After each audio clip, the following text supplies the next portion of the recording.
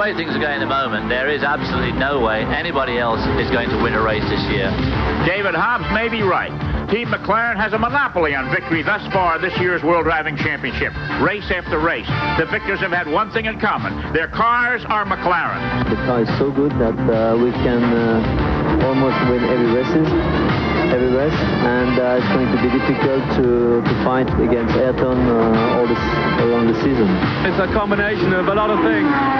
I like to think we've got the best chassis, I think we have the best engine, and I believe we've got the two best drivers, and hopefully the team to back them up with. I feel happy for everybody, really. It's a team effort. I mean, I'm technical director, but we have a very large group of very talented people, and I'm very happy to be back on top again. McLaren is perfect, chassis, driver, engine. But the chassis is very good and the engine is very strong. We have half-half. I would say in the moment half-half. Can anybody challenge the McLarens? Ferrari, Arrows, anybody? Not a monkey's chance. Not possible. They're on another planet. I think it's possible that they'll win every race this year. And I think it's definite they'll be in the pole position every year. Now, if that's not an accomplishment, you tell me what is. 4-0 for McLaren so far. What will happen here in Montreal? Stay tuned and find out.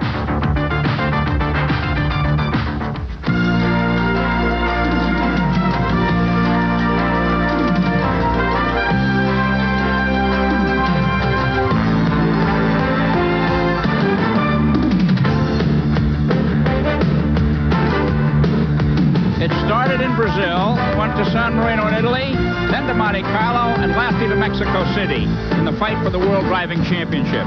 In each case, it was the McLaren car in victory lane. Hi, everyone. I'm Chris Economaki here at the Circuit Gilles Villeneuve on the outskirts of Montreal in the middle of the St. Lawrence Seaway for round 5 of the World Driving Championship. Working with us is distinguished British motoring writer Nigel Roebuck. Nigel, everyone is waiting for the personality conflict to flare up between the fleet Frenchman Alain Prost and the brave Brazilian Ayrton Senna. Will we see these drivers go at each other here in Canada? It's possible. I think they both have too much sense for that. Prost certainly has now got a considerable points lead. He knows he doesn't have to win here. He's second would suit him very well for the next 2 races. He would like to beat Senna simply to maintain his position as the world's best driver, but I can't see them doing anything silly, either of them. So apparently the question here in Canada is, who will finish third? And for more we expect from trackside, let's go down to my colleague, John Bizignano. Thank you, Chris. Well, as you can see, the final preparations, they're going into these 2 McLarens just before the start of the Canadian Grand Prix. Now, one of the most difficult things to determine is how much fuel these cars are going to use on this very fuelish circuit. Could be a disadvantage to the turbocharged cars. We asked Michele Alboreto of Ferrari exactly how much of a disadvantage the Turbo Boys are going to have here in Canada. I think it will be very difficult to finish this race for the turbo cars. We must reduce a lot the power of our engines, and I think it could be a good race for the normal aspirated cars. So it could be the closing laps of this Canadian Grand Prix that are actually the most exciting. And that's why you should stay with us after these messages as the drama unfolds at the Canadian Grand Prix. We'll be right back. ESPN Speed World, live coverage of the Grand Prix of Canada, is brought to you by BF Goodrich TAs and the new all-weather Comp TA. By the Acura Legend and Integra, precision-crafted performance, exclusively at your Acura dealer. And by Quaker State Motor Oil, the big Q stands for quality. Always has, always will.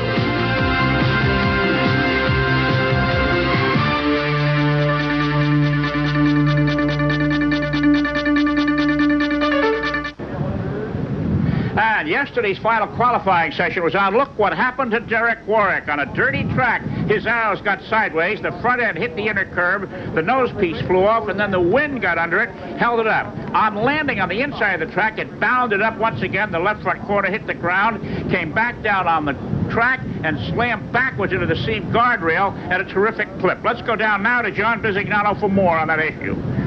Well, thank you, Chris. As you can see, another miracle in Formula One. We're having more of these ever since the Pope visited the Ferrari factory, actually. Derek Warwick being strapped into the exact same car. 2 corners of that car were totally demolished yesterday. One heck of an endorsement to the Aero chassis. Again, carbon fiber safety in Formula One, and the crew that worked all night long. He took the other car, the spare car, out this morning for a bit of a warm-up, but he got back into the crash car and says, this is my old friend, and we're going to do it this weekend in the car that was actually crashed yesterday. The McLaren team, well, all the turbo teams on this grid, they're trying to squeeze that last drop of fuel into their fuel cells. Some of them are actually filling the filler cap and actually turning it over with an ounce of fuel into it. Of course, this is one of the most fuelish tracks in Formula One.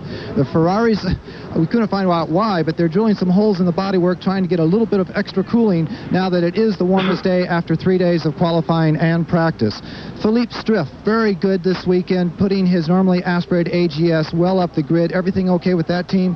And darn it, the Williams boys, they say they're down on power. They can't find the problem. They don't know if it's fixed. They've changed electrics. They've changed just about everything they could, but it's still a mystery to them. The Williams boys both down on power. Okay, 31 cars showed up for this race and 26 made it. So let's take a look at how they'll line up. Ayrton Senna, the Brazilian bullet, has done it again. His 5th straight pole position. Here at a record 120.226 miles an hour, he'll lead the field when the green light goes on today.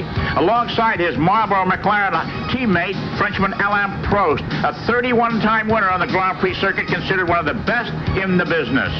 Third is Gerhard Berger of Austria in a Ferrari, one of the challengers, and alongside Berger will be his teammate Michele Alboreto of Italy. Then it's Alessandro Nannini of Italy in a Benetton Ford, the fastest of the non-turbo drivers. 3-time world champion Nelson Piquet in a Lotus Honda is next, followed by Terry Boutsen of Belgium in a Benetton Ford.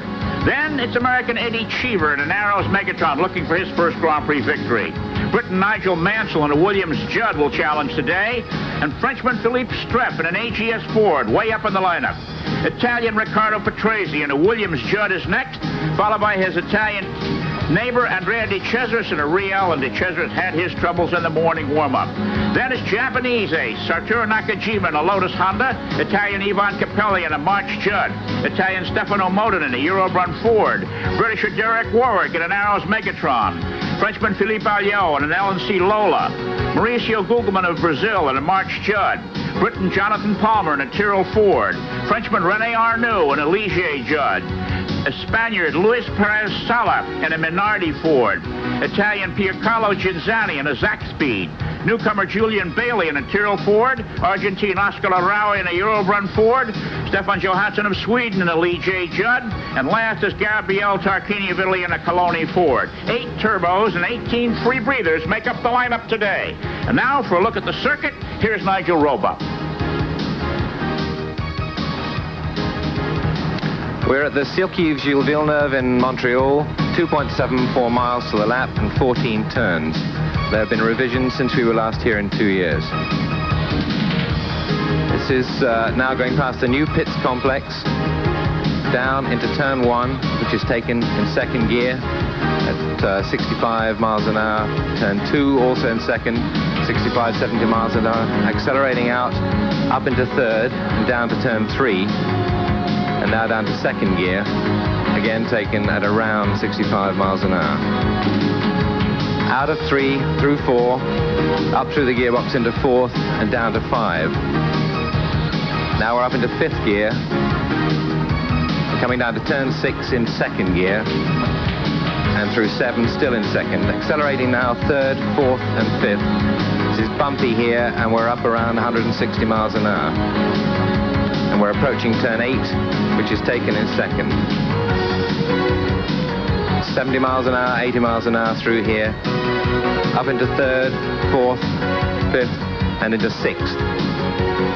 And now we're coming down to turn 10, which is the hairpin at the end of the lap, taken in second gear. Accelerating out of here, right up through the gearbox, 3rd, 4th, 5th, 6th. It's extremely bumpy here, past the old pit section. And we're coming into the ultra-fast swerves, which are taken at about 170 miles an hour, 175 even by the really quick guys. We're out onto the fastest part of the circuit, nudging 190, and coming down to turn 14, where Derek Warwick crashed yesterday, which is taken in third. This is the end of the lap, past the new pits complex. Okay, nice job, Nigel. This track is really a tough one. Its widest point is 39 feet, narrow to 32.5 feet. The important thing about it, it takes 37 gear changes per lap, most of any circuit we've been to so far this year. This means that the winner will shift gears 2,553 times, or once every 2.2 seconds, and it's very, very tough on the brakes. We've got a beautiful day here, 82 degrees, clear and breezy. It's going to even get a little bit warmer before the day is out. No chance of rain until later tonight, so we should have a very fine day. The track here was named after the late Gilles Villeneuve, who lived not far from here. He scored his first Grand Prix victory here for Ferrari in 1978, inaugural of the track. And he was second to Jody Scheckter in 1979. He lost his life during a qualifying session at Zolder in Belgium 6 years ago. Okay, Nigel Roebuck, we're going to pick 6. Who do you pick to win this race? I take Alain Prost. I always take Alain Prost, and 1 race in 4, I'm right. Boutsen second, Senna third, Alboreto fourth, Streff 5, and Palmer 6. Okay, John Bizignani, can you hear me? Let's have your picks. Well, my picks, they are with Ayrton Senna, of course, in the other McLaren right up front there. With Nannini, normally aspirated, I think Nannini has to do it this time around. Berger, Ferrari, and Alboreto Ferrari. They've shown an awful lot of reliability, the Ferraris, so I think both of them have a good chance of finishing again, and I have picked them for 3rd and 4th place, respectively. Eddie Cheever, the only American in the race. Again, the Arrows team has been very, very dependable all year long. They've only had 1 DNF with one of their cars out of 4 Grand Prix, and Streif in his normally aspirated AGS got last point for 6th. Well, as you can see, I've chosen Alessandro Nannini. After going through the pits this morning, I think the turbos are all going to run out of fuel. Nannini and Boutsen in the Benettons 1 and 2. Prost will nurse his turbo into 3rd. Nigel Mansell will be 4th. Jonathan Palmer 5th, and Ricardo Patrese 6th. I know you're going to raise your eyebrows at that, but they tell me this track really uses up the fuel. So the cars have taken their formation lap. Should be down on the grid now, and it shouldn't be too long before we're going to see a start of the Canadian Grand Prix here at the Circuit Gilles Villeneuve. A huge crowd. They've had record turnouts Friday and record turnouts yesterday, and with the beautiful weather we have today, we should be a great crowd. You can see the new complex there. 41 suites on top of these garages. They sold for $15,000 apiece. That's $610,000 in rentals that has been taken in so far, and the race hasn't even started yet, Nigel. No, it's incredible. Incredible. It really is. They're beautiful garages there. How does this compare with other circuits around the world, Nigel? Oh, very well. Very well. I mean, they still look not quite completed in some ways, but the pit lane is huge, and the pits themselves are massive. The mechanics are thrilled with them. This island here is man-made. It was filled in with the dirt taken out of the subways in Montreal. It was made for Expo 67, and the Olympics in 1976 were held here. You can see part of what was once the United States Pavilion on this Ile Notre Dame, as it's called. There's a large number of grandstands around, and you can see the fans are voicing their pleasures, the Ferrari flags, and there are a great number of the green flags with the yellow circle in the middle, fans from Brazil. And now here we have the cars are pulling off. Remember now, the lineup shows that Ayrton Senna is on the pole. He's coming into position. Senna is the car on the left. His teammate Alain Prost is on the right. Remember now, in 4 Grand Prix races, 3 out of the 4 Grand Prix races that have been held, the race has been won in the first 200 feet. So pay close attention. When the last car pulls up out there, what's the schedule on the lights? How does that work in time, Nigel? The red light comes on. When they're all in place, the red light comes on, and then any time in the next 7 seconds, they will get a green. And that means the race is underway. Let's hope we have a safe start here. As we said, there's a lot of gear changes going on. Pop-off valve problems in one of the McLarens throughout practice. We hope that doesn't prevail today. And the man in the back is signaling that everything looks good from where he stands to the light, as you can see. And here we have a start. And boy, look at the zigzagging back and forth. We've got to wait to see who got the break on that. Lots of cloud, and it appears that they all got away. And it's McLaren's 1 and 2 into turn, the button hook, a left turn, and then a right sweeper as they pull around going through the gears. It's Alain Prost in front, Chris. Alain Prost. And the Ferraris are 3rd and 4th, and the Benettons are 5th and 6th, with the Lotus right behind. And now the question is, will these McLaren cars dominate this event as they have in the past? It was a nice start, Nigel, and they strung out safely. Happy for that. A clean start, yes. The McLarens should be in good shape, but they are, of course, like all the turbos, restricted to 150 litres. Well, now, you know... and it's just crucial today. This is a very fuel-heavy circuit. This morning's practice, the McLarens were not at the top of the table. They're obviously worried about fuel, and they took their time. The Ferraris were the fastest cars, and as you can see here, the Ferraris are third or fourth, right behind Prost and Senna. That's true, but in fact, Ferrari, I understand from them, are even more concerned about fuel than the McLaren are. So I really can't say at this stage who's going to have a problem and who isn't, but they're all expecting a problem with their turbos. Gerhard Berger said last night that they cannot run more than a 128. Now, you remember now that the best time in this morning's practice is a 126 in practice, qualifying with 121. So they're operating here at less than optimum right now. Very much so, and they will have to the whole race. It's interesting, coming up to the lap here, and usually the McLarens are gone by now. That's right. This is going to be great television because we're going to be able to see more than just one car on the screen. There's a great shot from the Goodyear blimp through that first turn. I like to call it the button hook. Now they're beginning to outdistance the rest of the field. I said earlier, there's 8 turbos and 18 normally aspirated or free-breathing cars in the competition. There's a lot of high hope for the Ford. That's Bailey struggling back to the pits. Right. That's over watching a stock car race for a moment. And that's Sala in with the rear wing and rear bodywork missing. Something is gone. He's had a tough start in Formula One. He has. Okay, there's Alain Prost. 2 car lengths behind is Ayrton Senna. And next is, hard to tell on these TV screens, Gerhard Berger, Michele Alboreto, and then Nannini and Boutsen. And then Nannini. Oh, Boutsen first and then Nannini. Yes. I think we need to remember, Chris, that the normally aspirated cars are not restricted on fuel, and the Benettons have extra large tanks here, where they have 215 litres of fuel, which is in fact 65 litres more than the turbos are allowed. So in theory, they can go as hard as they can the whole race. Well, you know, we checked the pits this morning on this fuel situation. We found out that, let's go down to John Bisignano for what's going on in the Tyrrell pit. Thank you, Chris. Very early in this race, we have Julian Bailey, the British driver, in with the Tyrrell. He certainly made contact at the start. A part of the wing went up into the air, and now they are trying to change the wing and or the nose.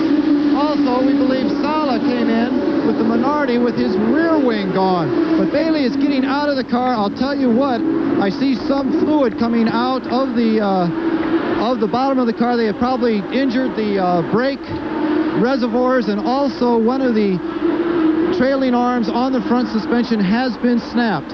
So there has been one heck of an impact actually here on this right front corner of this Tyrrell, and unfortunately Julian Bailey's race really only lasted about 100 yards. Back to you, Chris. Thanks very much. We're just going to go back. We'll take another look at the start and see how this field got going when the green light went on here at the Circuit Gilles Villeneuve in Montreal. Now there you can see that Alain Prost actually moved a bit quicker than Ayrton Senna. Look at the 2 and 3 wide action here. Now, oh, there's the wing. We could just see it on the G. Bailey's car. It didn't look as though anybody hit him. Obviously, there was some contact. No, that's right. You think it just fell apart? Well, it's unlikely, but I suppose it's possible. Right. Well, somebody is going to be looking for a job in that crew if that's the case. And here come the leaders. It's Prost, Senna, Berger, Alboreto, Nannini, and Boutsen. And those normally aspirated cars are staying right with the turbo. We did a lot of checking, as they started to say, along the garages this morning. I sort of wonder why the amount of fuel that the non-turbos were starting out with. One with 196, another with 205, 195, 180. We got to the March crew and we said, how many liters are you starting with? And the team manager said, well, we're starting with 195. We'd like to start with 210, but we can't fit that much in the car. Even the non-turbos are concerned with fuel consumption here, Nigel. Yes. In fact, with the work the turbo teams of the engine manufacturers have had to do, the turbo engines are actually more fuel efficient than the normally aspirated one.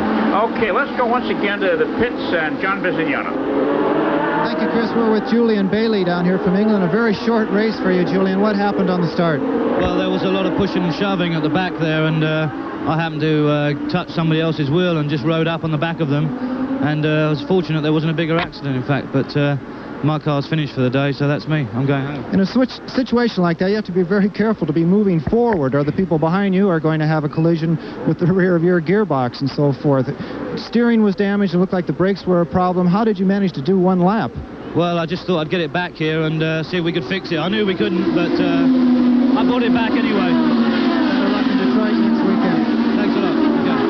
Chris, back to you. All right, thank you very much. Now, it's tough break for this British newcomer. It's his first year in Formula One, and he's really had tough luck right from the outset, missing a couple of races. Well, the McLarens are out in front as usual, but they are not running away.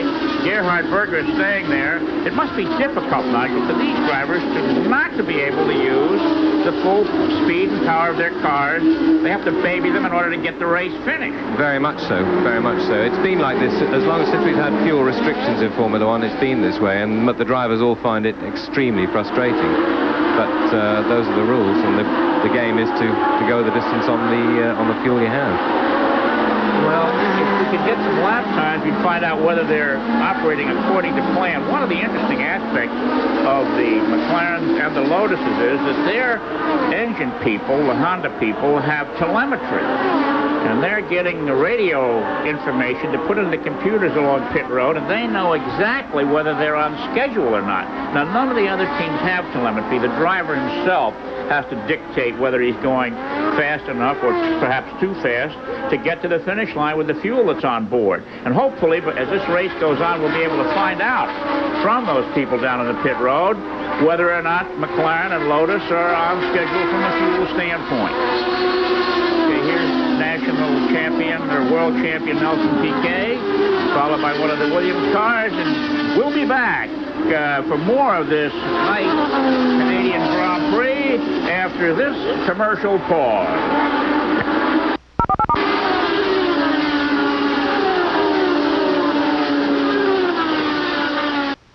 Finished a few hours ago over in the Loire Valley in France, and it was a victory for the British Jaguar team with a Dutchman, Jan Lammers, leading two Britishers, Johnny Dumfries and Andy Wallace. A Porsche was second in the same lap with German driver Hans Stuck and Klaus Ludwig and British star Derek Bell, and another Porsche 962 was third with John Winter of West Germany, Frank Chelinski of Denmark, and Stanley Dickens of Sweden.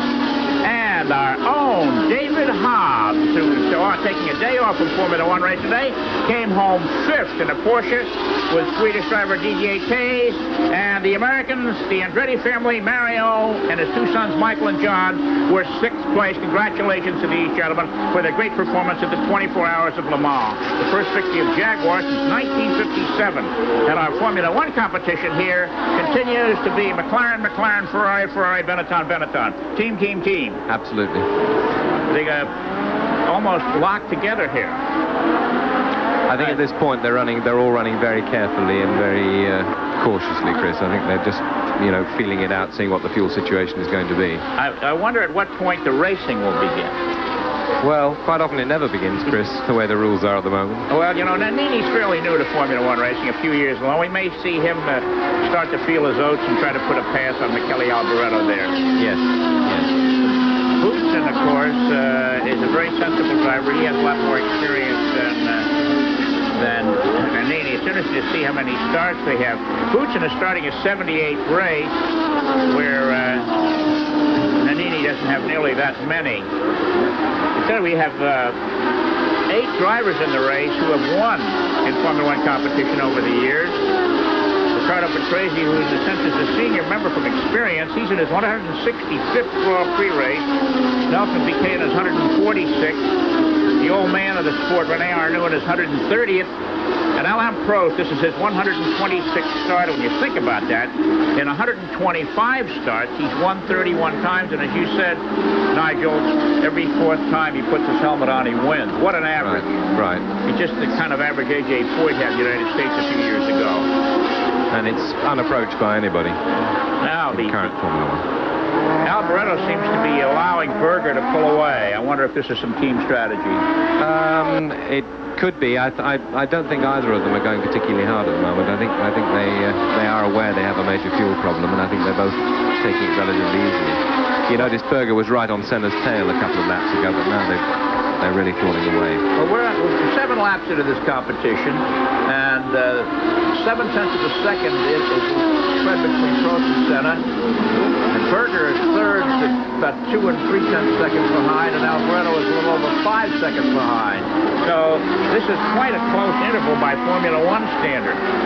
Heading around after the first turn up this track. The drivers say that this track is without question the toughest, with the possible exception of Detroit, on brakes. There's so many high-speed sections followed by very slow corners, which is one of the reasons we see so many gear shifts. What about brakes? When you overuse them, Nigel, are they going to lose their efficiency before the day is out? Yes, they certainly are. They certainly are. There are a tremendous number of second-gear corners on this circuit, as you say, at the end of fast sections, Chris. So you have to be just baby everything here, brakes and fuel, and that's why the first 3/4 of the race is probably going to be something of an economy somebody drive. Put a wheel off there, kicked up a bit of dust. You know, it's interesting. Of all the forms of motorsport, Formula One is unquestionably the highest tech, more advanced materials and so forth, computer software, telemetry. And despite all of this high-tech character, these cars, there's not an automatic transmission to be found. No, there isn't. Ferrari are working on one, and they will have one next year, but at the moment there isn't, and never has. Okay, let's go down now to the pits. John Visignano for something on telemetry. Thank you, Chris. You were just talking about all the high tech in Formula One. And as you can see, the McLaren computers are humming away here behind me. These are all Epson computers from Japan. And what's going on with them is that every time the 2 McLarens pass a magnetic strip out on the racetrack, they give a reading of every indication to the engine and the fuel situation that the team management here can analyze. Now, Ron Dennis very rarely leaves the pit wall. And we have counted 6 times back and forth that he's been checking the computer. So obviously, when they were filling those cars with the last drop of fuel possible, that same thinking is top of mind to Ron Dennis, the owner of McLaren at this moment. And I'm sure that 6th trip will go into double figures here very soon. So it's the Epson computers at the moment that are managing the McLaren Marlboro team. Okay, there's one of the Europe runs without a nose piece, and we'll be back for more of the Canadian Grand Prix after these commercial messages.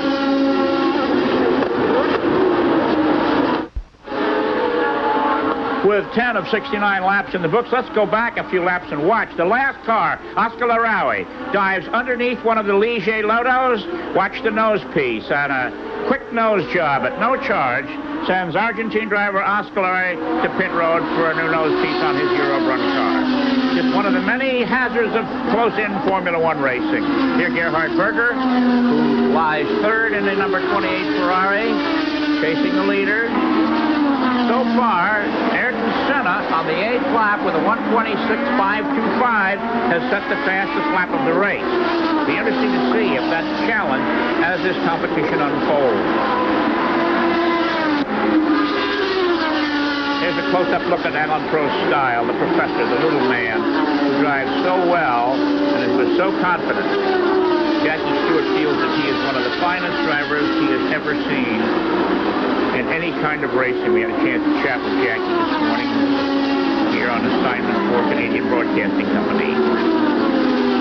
Short interval there, Nigel, between those 2 cars. I wonder if they're operating under strict team orders. I wouldn't think they're operating under team orders, Chris. Team orders as such don't exist at McLaren. They feel that the 2 drivers have the discipline to deal with whatever situation comes up.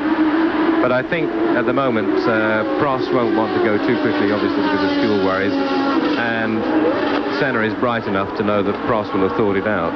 Well, so I think he's probably, for the moment, should be happy to sit there. Because as long as he's sitting there in Prost's fuel slipstream, of course, he is saving fuel himself. Well, let me ask you a question, Nigel. Senna's fastest lap, 1:26.5. Yeah. 4 seconds slower than he qualified. We don't usually see that much of a spread, do we? Not too much these days, no. But with similar situation does apply at certain circuits, and they all said this morning the race will be run at a far slower pace than anything we've seen in practice. It's interesting to watch. We did a lot of fuel checking this morning and found out what fuel weighed, got a lot of technical information.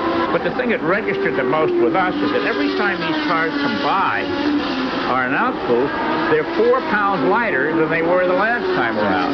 It takes over 4 pounds of fuel to power one of these cars, 1 lap on this 2.74-mile circuit. It's interesting to me. They'll be featherweights when they get to the end of the line, and of course that's one reason why the drivers break to a stop the moment the checkered flag waves, because a car that's 3 pounds underweight could be disqualified. Yes. So they don't take what we call the cool-off lap. The thing that's interesting to me, Chris, is that the Benettons are keeping up with the Ferraris without apparent problem, because the Benettons are very heavy at the moment. They're carrying a lot more fuel than the turbos. They have a power deficit as well, so the fact they can keep with the Ferraris suggests that in the late stages of the race they could be very strong. Well, you know, I picked Alessandro Nannini to win. Before the race, we had a chance to talk to some of the drivers, and we'll be bringing you their comments as this race unfolds. Here's Gerhard Berger. Those 2 Benettons are filling up his mirrors, believe me. As you say, Nigel, they are close, and, you know, they're under a lot of pressure here. They're going to Detroit next week for the U.S. Grand Prix. The Ford people, Michael Kranopis is here with his arms crossed. And, here's Gerhard Berger. Before the race, we had a chance to talk with this young Austrian star, asking him if he's getting closer to the McLaren. Looks like it takes now at 4 tenths. Looks much better than in the best, but it's still too slow. You know, the first race it was 3 seconds, so you are making progress. Where are you catching them? In the chassis or in the engine? Everywhere. Everywhere. But unfortunately not quite fast enough. Now here I would think that Alessandro Nannini may just make a move here to put McKelly Alboreto behind him. In fact, it's Boutsen, I think, Chris, in the first, right. And there he goes by Berger. How about that? We got that part right. Well, here we have one of the vaunted Ferrari cars. So many people here with flags waving for Ferrari, being passed by 2 Ford. Absolutely, and I'm sure Berger must be wisely deciding that if he tries to sit it out with them, he's just going to burn through his fuel. Here's another look at the pass, and they make it look easy. He almost let them through, don't you think? Yes, I do. Sort of an Alphonse and Gaston type of drive. When I spoke to Berger the other night, he was quite disappointed. He said that he could not get to the finish line unless he ran 128. And here's Senna's fastest lap with 126.5. So it figures that certainly some cars are going to run out of fuel before this day is out. I think so. All right, here are the McLarens 1 and 2, as has been the case all year long. And we'll be back for more of the 1988 Canadian Grand Prix after these messages.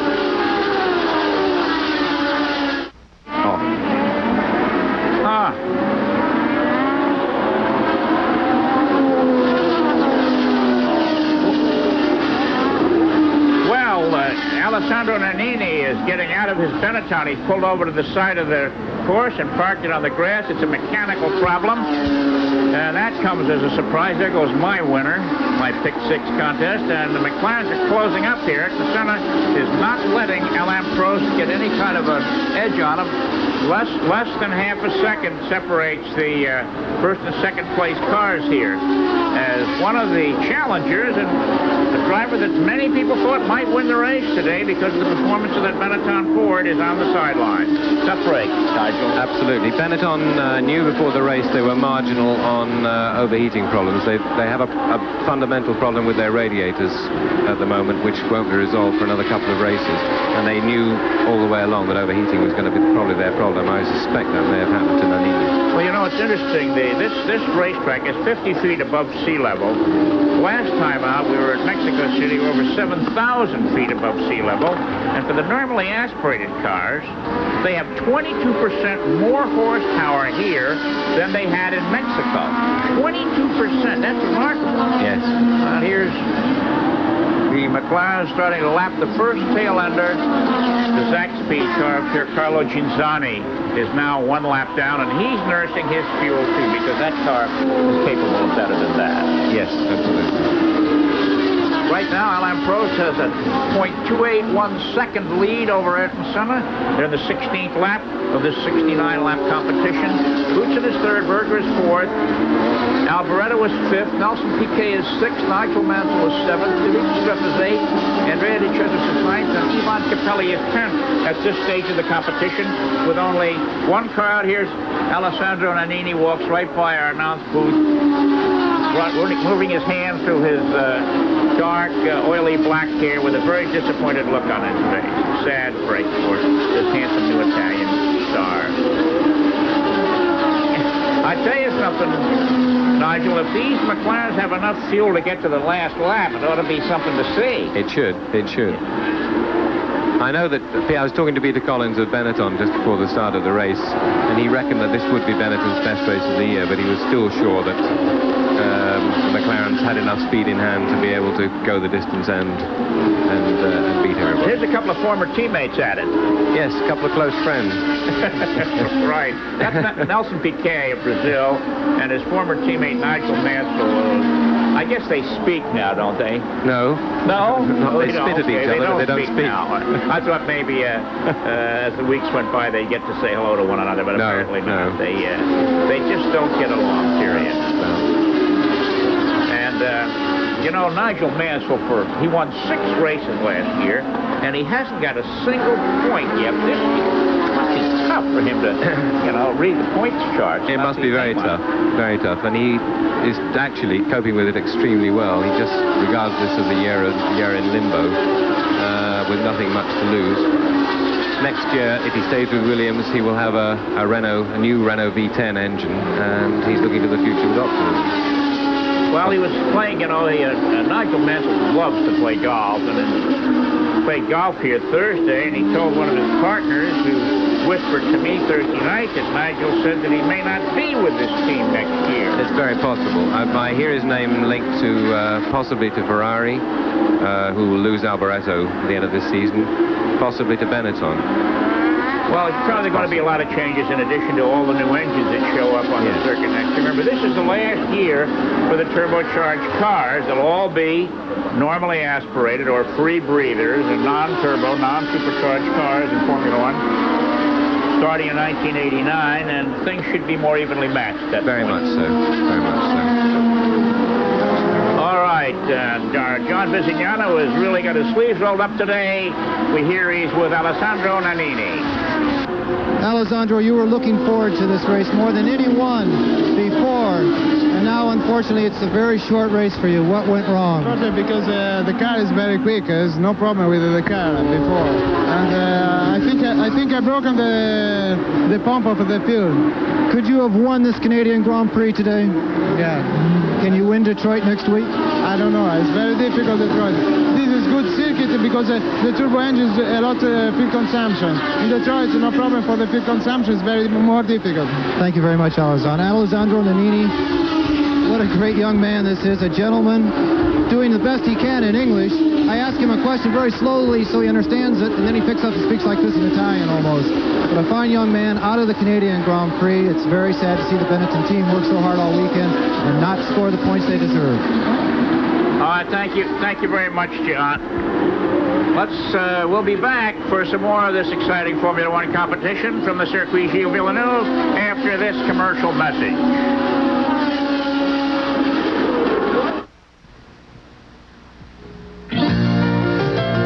ESPN Formula One Technical Report is brought to you by USF&G Financial Services, asset management tools for a brave new world. A little bit of old biplane technology has entered Formula One. The Benetton Ford team, they were the first people to put these support wires from the chassis to the end of the wing. The reason for this is that these wings are so large they develop some 300 pounds of downforce at over 160 miles an hour, and the end of this wing would actually drag on the surface of the road. So it's holding up the end of the wing, but they have found in later testing that where they place the connector to the chassis can actually have an effect on handling. So biplane technology in the fast world of Formula One. Okay, we're going to go back a couple of laps now to let you see a little bit of Alphonse and Gaston at work. The Team McLaren members here. Alain Prost pulls over and lets Ayrton Senna go by for the lead. Now, Nigel Roebuck, you have your ideas as to why this took place. Well, I was told this morning that the fuel consumption on Prost's car was, for some reason, slightly higher than that on Senna's. Prost was actually very depressed about the fuel situation this afternoon. And I feel he's just being Prost. He's boxing clever. Well, this race 3 years ago, I remember Prost and Rosberg were in exactly the same situation. McLaren teammates with a fuel consumption problem. Rosberg passed Prost at one stage. Rosberg was in trouble the last few laps of the race. Prost wasn't. Well, that's interesting. Prost's car has been giving trouble here. It's really interesting. They had pop-off valve problems with the car. They kept popping open. So they brought the car to the pits and changed the pop-off valves with the one on Senna's car, which had not given any trouble at all. And in Prost's car, the pop-off valve opened prematurely again, leading Ron Dennis, the McLaren team manager, to feel that it was an engine environment problem rather than the valve itself or the engine. So these are very, very temperamental power plants in these cars.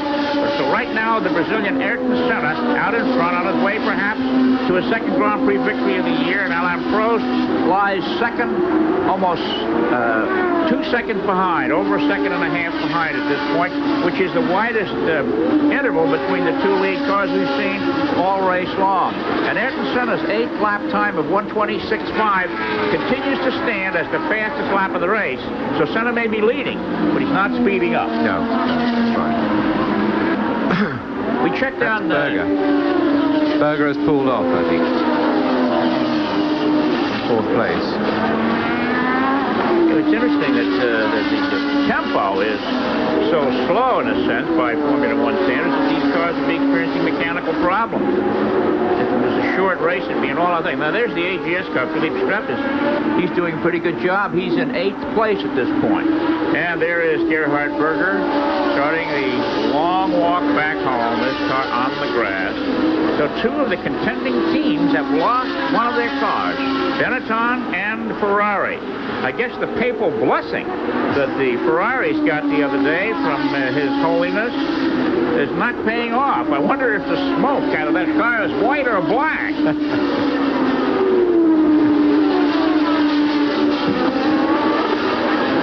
Traffic in the turn here. Big crowd today, Nigel. Very big. It's the biggest crowd I've ever seen here, I think. I have a new promoter here, an American, Jack Long, who's rolled up his sleeves along with the Molson Brewery and has done a great job. And here's the yellow flag. Yellow flag warning the drivers of something or other. It may be warning them of Berger's car off the road.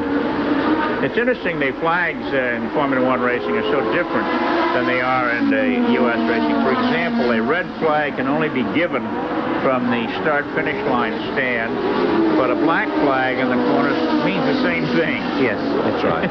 I've never been able to figure that out. No, nor I. And here we have a pass. Michael Mansell. Yes. And almost take Nelson Piquet's front ring with him. Yes. It would have been sort of poetic justice had that happened. Yes, half of the crew. Right. Well, I think this is the 5th round this year, Nigel, and it's almost an easy, comfortable day. Nobody's sitting on the edge of their seats. We can't expect anybody to run out of gas until the last 15 minutes of our show, can we? No. Last 10 minutes, probably. 10 minutes. Yes. Here's Alain Prost now, coming up behind one of the marches. Yes, coming up behind Maurizio Gugelmin. That's Ayrton Senna's former roommate, close friend, and some say protege. Yes. He's from Brazil. Okay, it's now a little close going. Gugelmin moves over to let him by, and we'll be back for more of the Grand Prix after this commercial pause.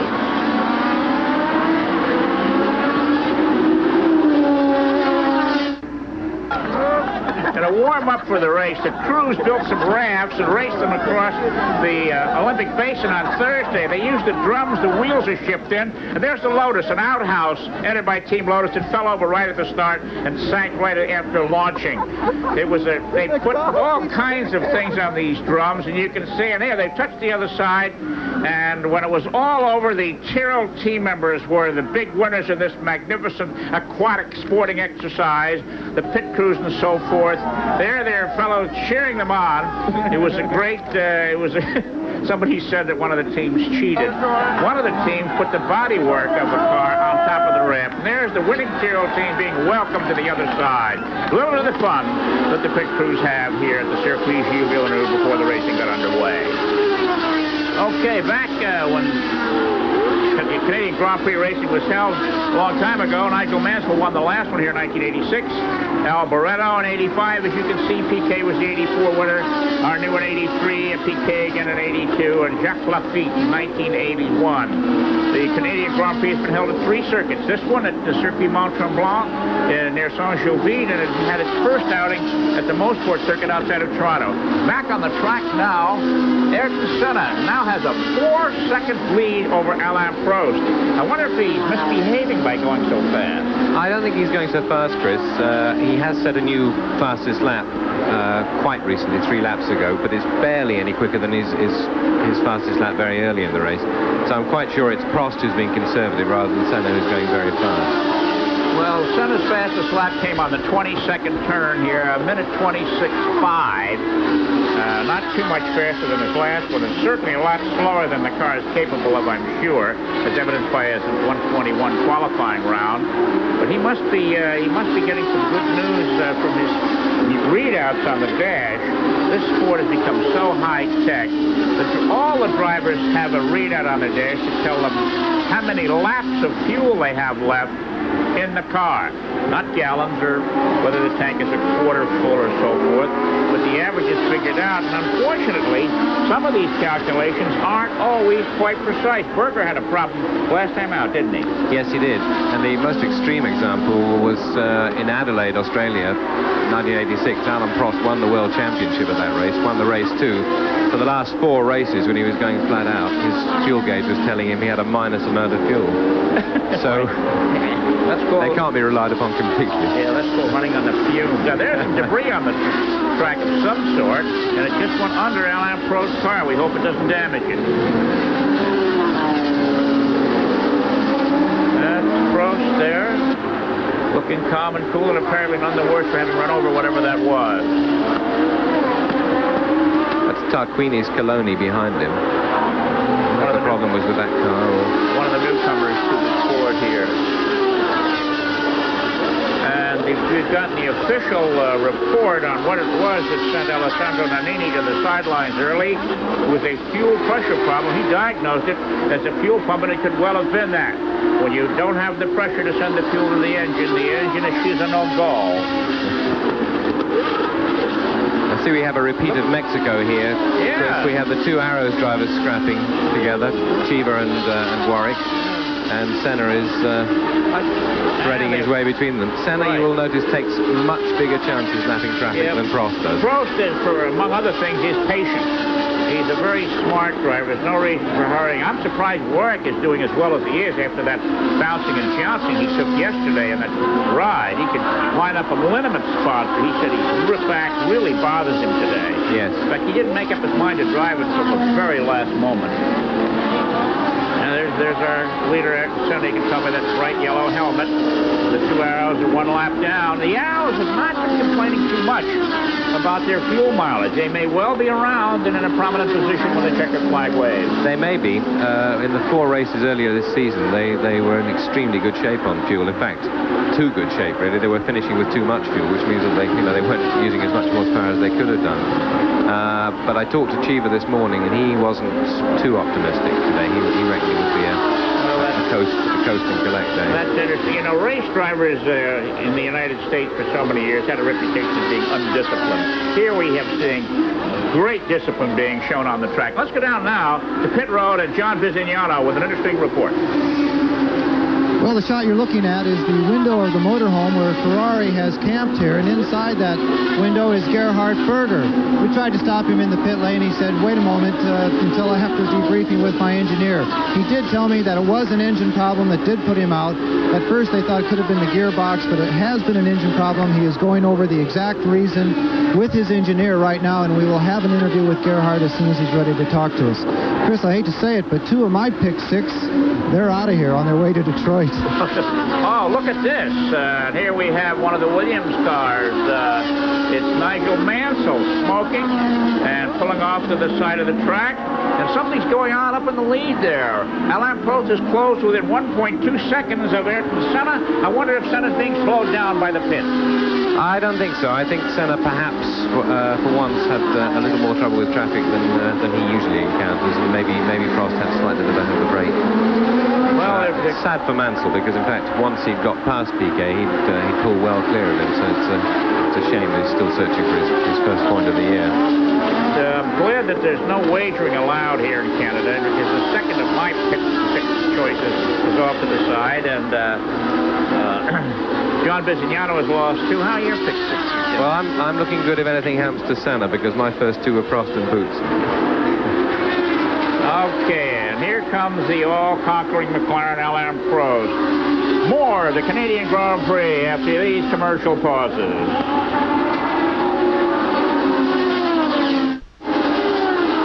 Arena football, the 50-yard indoor war is back on ESPN. The scoring is fast and furious. Fewer men on a smaller field make the action twice as exciting as any other football game. ESPN brings you exclusive live coverage of 12 regular season games, 2 playoff games, and the league championship Arena Bowl. 6 regional teams are lined up for America's hottest new game. See it all on ESPN.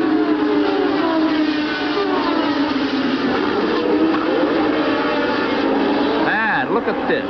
Philippe Streff in a normally aspirated Ford engine AGS is putting the pressure on world driving champion Nelson Piquet in a turbocharged Lotus Honda. Now, pretty soon, we're approaching the halfway mark, Nigel. Pretty soon, these normally aspirated cars are going to be quite light. They should be able to show some more maneuverability and some greater speed. That's true. And at least you're on the brake. Yes. And potentially they're better. There's so many slow corners here. They're potentially better through the slow corners anyway because of their better throttle response.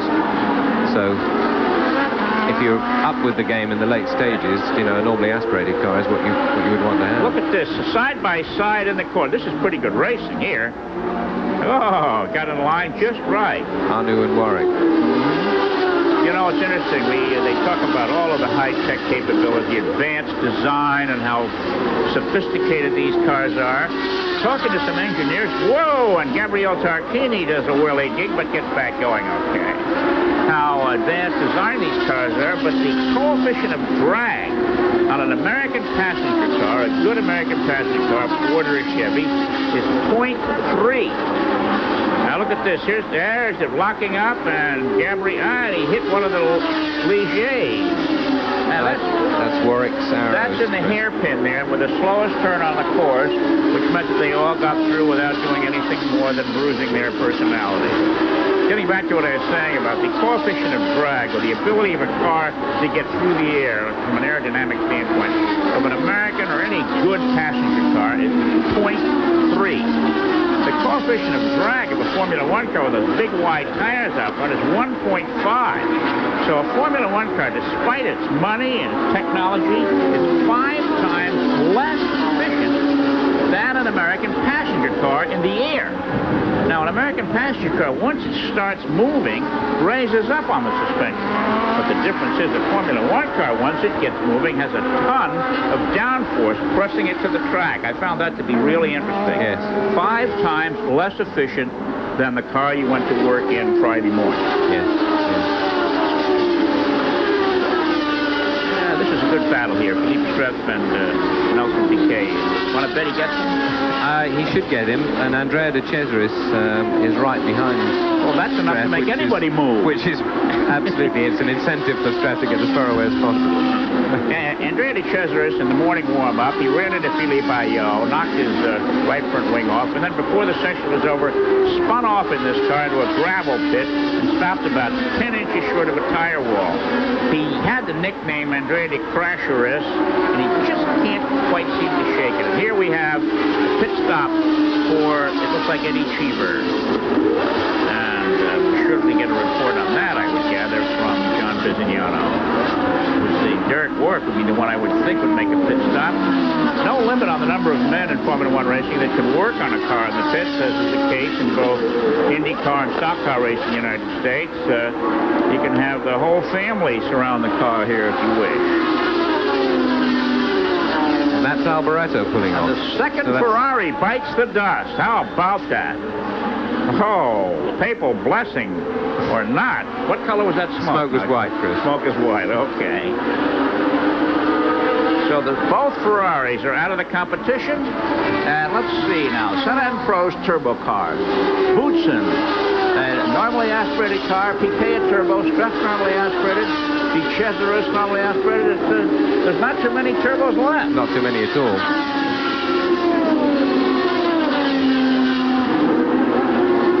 Well, if the turbos start to founder, Terry Boutsen in the Benetton is the heir apparent.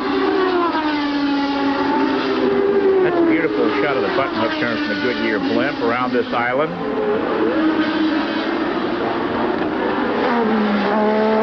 Okay. We talked prior to the race with Ayrton Senna about several things. Oh, here's a report. Let's go to John Bisignano on the pit. Thank you, Chris. Very slowly, the Cannon Williams pulled in here. Its driver, Riccardo Patrese, saying, fellas, take off the engine cover.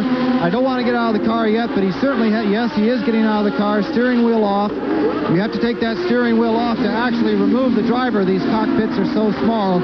What a horrible season so far for this hardworking Cannon Williams crew. They have not had any success on track whatsoever. Qualifying has been a bit dismal. Riccardo Patrese out of this race. The Ferraris are having trouble. No one could have predicted so far these DNFs in Canada. Chris will try and get the interviews as soon as the debriefings are over. All right, thank you very much, John. Out of the race so far, 2 Ferraris, 2 Williams contenders, 1 Benetton, and 1 Tyrrell, among others. So that's 6 cars in this race that's being run at a rather leisurely pace. It's surprising, frankly.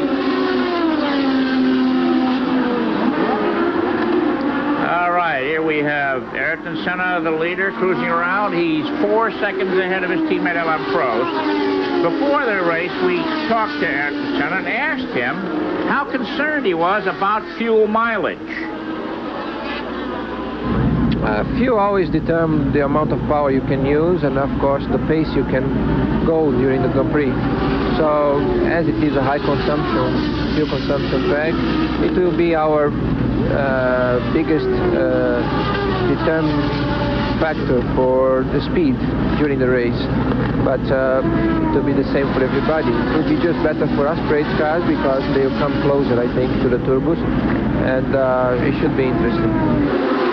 Okay, Ayrton Senna, the tremendously fast qualifier out in front. It's one of the Tyrrell cars, and here is Terry Boutsen, who now lies in 3rd place, some 15 seconds behind the leader. The McLarens, as they have ridden all year long, 1 and 2. We are past the halfway mark at this point now. And this is what some people come to Formula One races for. We have to leave these lovely ladies to sell some product.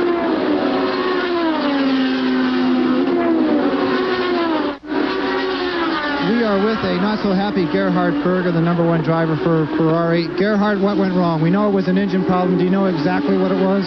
No, I don't know exactly, but it seems to be electric problems. Let me ask you, everyone here with the turbo cars, they are worried about the fuel situation. Did you have enough fuel on board to run as hard as you wanted to? No. So you could not have been flat out throughout the race. Do you think that's true for the McLarens and some of the other competition? I had to slow down after 5 laps and I had to slow down again, and I must slow down again.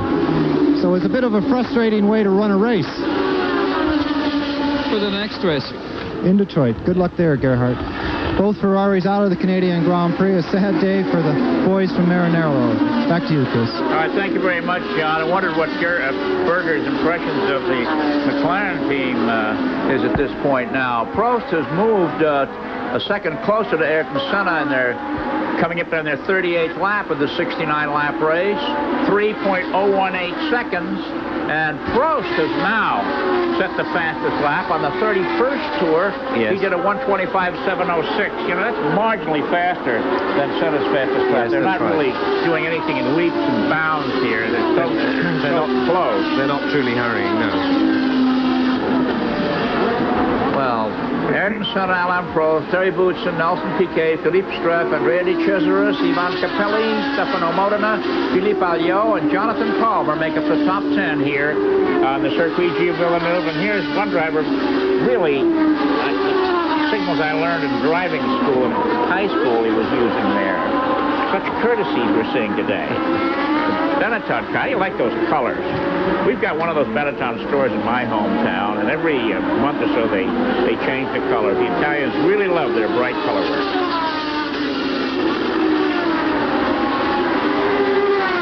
Boutsen is about 14 seconds behind Prost.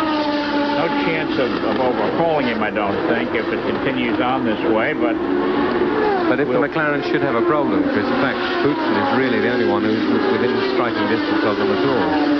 Yeah, Nelson Piquet is almost a half a minute behind Boutsen. And here, number 25, René Arnoux, at 39 years old, a senior citizen of the Formula One circuit, coming in for, of all things, tires. Now, these cars have a reputation of being just sort of ill-prepared, ill-designed, and ill-everything else. They have it running now at this slow pace. They're wearing out tires. Okay, now let's go once again to the pit lane and our colleague John Visignano. Thank you, Chris. The only American in the Canadian Grand Prix out of this event. Eddie, what took you out of the Canadian race? Right from the first two laps, I had a problem with the throttle linkage. And I think that one of the butterflies was staying open all the time, so it was almost impossible to drive. And in the end, the spring finally broke. Does that mean that the throttle was stuck open then? No, it's a complicated system to prime the turbo system up, and half of the system wasn't working. Actually, Eddie, you had virtually a trouble-free qualifying. You qualified very well in the USF&G Aeros. What about Detroit? You did very well there when you came in substituting for Patrick Tambay a few years ago. You must be looking forward. You were running third there last year. I think the USF&G Aeros this year will do good. We'll do well at Detroit. I hope we can repeat what we did last year. Today I'm extremely disappointed the way things went, and right now I'm not even thinking about Detroit, but I'm trying to understand why we had these problems. Today could have been a good race for us. As I said, a disappointed American here in the pits in Canada, and his teammate Derek Warwick is still doing well just to be in this Canadian race.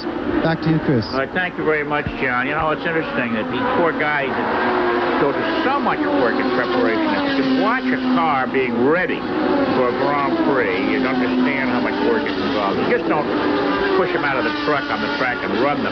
Sometimes there are as many as 20 pit stops made during the 4 practice and qualifying rounds for minor adjustments on wings, on tire pressures, on gear ratio, on turbo settings, suspension geometry is changed.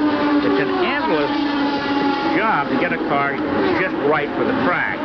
Then to have some little thing go wrong, it must be very difficult for the drivers to understand and swallow. But the Team McLaren, they seem to really have their act together. I've never seen a team so proficient and so professional as this team is here. And here these drivers are out there running around. Prost's fastest lap, 1:25.406, set on the 38th time around. It's quite slow by the qualifying standards and for the capability of the car. So these guys are strict disciplinarians. You know, years ago when American racing drivers were invited to Le Mans, they said they didn't want to go because it wasn't a race. So you had to baby a car for 24 hours. You couldn't get out there and go and blow, as some of them would say. And what we're seeing here is pretty much the same thing. It may be a mini Le Mans. You've just got to baby your car to get it to the end. You have. You can't really race it to the end today. You have. Particularly, this circuit particularly is something of an economy drive, I'm afraid. But it's interesting, Prost is actually on a clear track now. Prost is taking time from Senna. When they get traffic, it's the other way around. Senna takes more chances, gets away with them, pulls it out again. Well, Senna's a lot younger than Prost, and I don't believe Senna's spent any time in the hospital yet, has he, Nigel? No. That makes a big difference. Not serious time, no. Well, there he is in the yellow helmet, Ayrton Senna. You know, it's interesting. Senna and Piquet, the two Brazilian drivers, don't race under their real name. They both use their mother's maiden name. Senna's real name is Ayrton Senna da Silva, and Nelson Piquet is Nelson Sayuto Mayor. His mother's name is Piquet. It's just an interesting coincidence that these two drivers, both from Brazil, have chosen to race under names that aren't really their own. Yes. There's the hairpin, the slowest turn on the track, and that's Alain Prost making the curve. We'll be back after this. Okay, back at the Canadian Grand Prix at the Circuit Gilles Villeneuve here in the middle of the St. Lawrence Seaway on the outskirts of Canada's second largest city, Montreal, with Ayrton Senna of Brazil leading his teammate Alain Prost of France, Terry Boutsen, and let's see the highlights of this competition. It started about an hour ago. Here's the start, a standing start. On your left, pole sitter Ayrton Senna. On your right, his teammate Alain Prost. Senna moves to the left to set up for the first bend, and the traffic gets underway. A little shuttle eliminated Julian Bailey, knocked the front and rear wings off his car. And here, on the 19th lap, history was made. It's the first pass of the year by a running leader of another car in Formula One racing. This will be a trivia question in the years to come. And here, Michele Alboreto lying fourth, the second of the Ferrari drivers to go out of the competition, despite the cars having been blessed by the Pope less than 10 days ago. Leader has led 18 of 37 laps. There's been one lead change. Only Prost and Senna have been in the lead, and there are 10 drivers on the lead lap, and that was just a few minutes ago. Times have changed here. There are actually 5 drivers on the lead lap now. Ivan Capelli in 6th place has fallen 1 lap behind. Here's Capelli right here. Okay. Over the years, there have been 19 Canadian Grand Prix. 8 at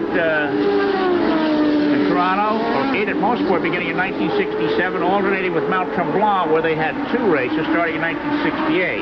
And 8 here at Montreal beginning in 1978. So Canada has had 3 circuits that have hosted the Canadian Grand Prix. Sweet-looking bodywork on that car, Nigel. Yes, very much so. Very much so. It's a very quick car. We haven't seen the best of it. I'm afraid that at the moment a little underdeveloped, which the team admits, but the potential is definitely there. Here's that hairpin turn. It's much like the turn on an American oval racetrack. And here's Alain Prost. Right now, he is 4.353 seconds behind Ayrton Senna. It's amazing how the interval changes when Senna gets into traffic. Senna breezes through traffic, it opens up a big lead, and then when they both have a clear track, Prost closes up 2 seconds on it. We've seen that at virtually every race this year, Chris, that on a clear track, Prost gains. On a track full of traffic, it's the other way around. Senna just goes for it and hopes for the best. Prost keeps back. It's amazing in the consistency they show. 37 gear changes a lap. I think the palm of their right hand would be quite sore when the competition is over. It is. I mean, I saw a lot of blistered hands yesterday before the race, after 2 days of practice before the race started. But you have to be so consistent. Putting the car in the same place at every turn. Yes. 15 turns here, 37 gear changes, severe brake applications, traffic, debris on the track. It's remarkable the job these drivers do. Yeah, it is. Here we have Alain Prost in 2nd place, 3.934 seconds behind. Our computer tells me that Formula One has, without question, the best timing and scoring system of any worldwide series. Longines with its timing device and Olivetti with its computers, they've refined it and elaborated on it to where almost any question you have can be answered. They have metal strips across the track at the start-finish line and at the entry and exit of the pits. And each car has a little transponder on it about the size of a package of cigarettes that sends out its own private radio signal. When it crosses one of these taped lines, it's picked up by the computer and it's digested immediately. And you find out where the car is every lap and how many seconds behind the car in front of it is. It's an announcer's delight, really. These two, Chris, Capelli and Modena, two young Italians, and they're scrapping over 6th place, so there's a lot at stake here, a championship point. Neither of them has scored a point at all this year, so there's something to settle here. Capelli's my kind of guy. He's a young guy. He's got a great sense of humor. At one of the races, he showed up with his arm in a cast, and his team manager almost had a heart attack. He was just a gag. He wanted to have some fun with him over in Italy, and he kept them guessing for about half a day. And Stefan Johansson came up and said that he would be willing to tear up his contract and drive with him. And the poor guys are going nuts. When it came time to practice, Capelli ripped off his cast, put on his helmet, got in the car, and off he went. 46 of 69 laps complete, and the McLarens are 1 and 2. Come on, Nigel, when are they going to run out of fuel? I would be surprised if either of them did, Chris. They haven't had any pressure on them at all. The Ferraris were there only for the first 4 or 5 laps, and since then they've been able to dictate their own pace. I'm sure they're okay. All right, now listen, Nigel, here you just said that. Last time around, Alain Prost did a 125.045 for the fastest lap of the race. He's feeling his oats now. He knows he has enough gas. He wants to win. I'm sure that's right. That's right, but catching center and passing will be not. There's a beautiful look at the racetrack from the top. This is the Ile Notre Dame, a man-made island for Expo 67, on which the Circuit Gilles Villeneuve rests. We'll be back for more of the Canadian Grand Prix after these messages.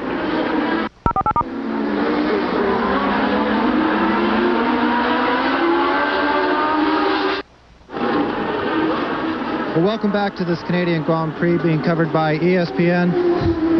Nigel, you're such a character. Listen, why are you in such a good mood? I mean, unfortunately, you're a little bit getting used to being a DNF instead of a podium man this year. Yeah, you've got to have a sense of humor, and if I could change engines as quick as I change hats, I'd be pretty good. The commercial side of this sport hasn't affected you in any way whatsoever, has it, Nigel? No, absolutely not. We've got to keep the sponsors happy as much as we can. We're going reasonably well. At least we're in the points, but we've got a lot of problems this year, to be fair. Chris Economaki is up in the booth, and he has a question. I'll try and translate Chris. He's difficult to understand, but we'll try and get it right. Well, ask Nigel if he's happy about the Renault announcement coming to Williams, and will he be with the team next year? Nigel, Chris Economaki has said that there are some rumors about you maybe moving away from Williams next year, and that you may have the Renault engine in the back of your chassis. Would you like to comment on both those subjects? Obviously, I think the team's done a good decision going to Renault. They were winning in Formula 1 some years back, and coming back into Formula 1, they'll only be doing one thing, and that's get the engines quick enough to win. So from the team's point of view, to have an exclusive contract with a major manufacturer is nothing short of very, very good. From my own point of view, I'm just biding my time, enjoying my golf, and a little bit of racing here and there. And a lot of golf. Some rounds of golf before Detroit.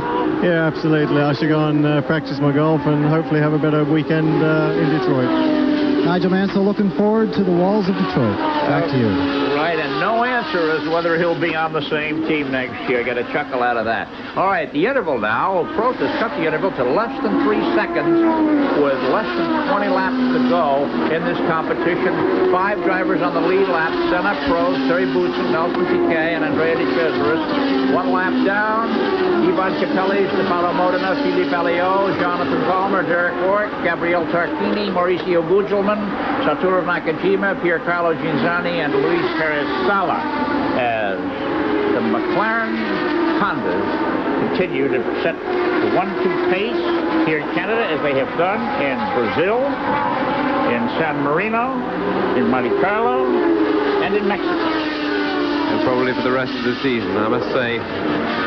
This was one race when I thought we really might see a challenge to McLaren. The interesting thing about it, though, to me, Nigel, is that they're not for sale. The old American expression, you build a better mousetrap and the world will beat a path to your door. And they've built the better mousetrap. There's no two ways about that, and nobody can buy one. Nobody can buy one. I think the most important thing on the horizon for Team McLaren applies to the United States, where this morning Ron Dennis was asking me, about Indianapolis car racing. I think their interest is becoming more and more intense there. I think their interest is more than intense. I feel certain they will be there within a couple of years. And it looks like there's some spectators gathering in the McLaren pits down there. John Bizignano, can you give us an indication of what the attraction is? Well, the McLaren boys like to have a little bit of drama, of course. All the TV crews are here, but we just talked to the tire manager, and he said they are not planning or expecting. They are just prepared, ready to go.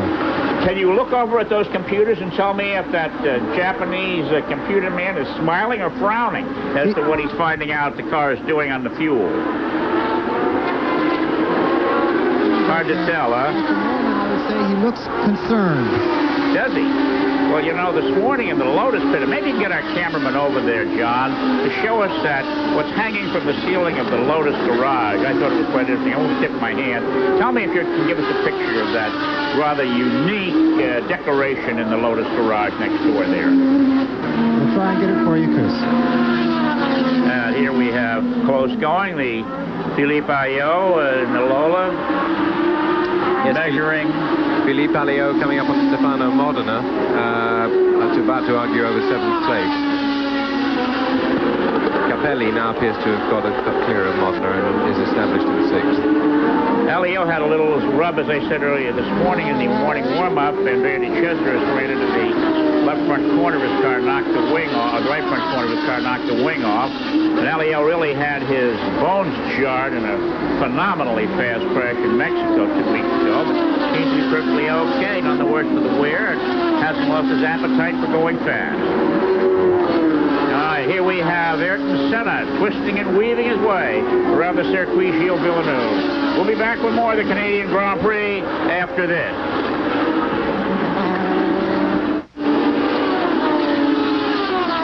Okay, and if you're interested in IndyCar racing on Sunday, June 19th, live from Portland, Oregon, it's going to be the Budweiser G.I. Joe's 200 with all the stars of the Indy 500, Rick Mears and those who chased him for 200 laps at the Indianapolis 500. June 19th, 5 p.m. Eastern on ESPN, Sunday, June the 19th.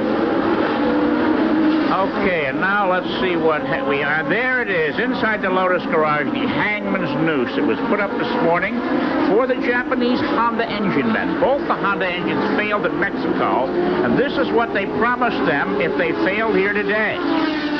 There was some funny laughs this morning when that was put up there.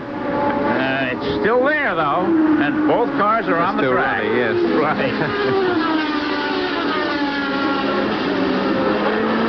Under the Campari Bridge, world champion Nelson Piquet nursing his fuel supply. 53 of 69 laps in the books here. And Ayrton Senna leads his team at Alain Prost by just a tick of the watch over 3 seconds.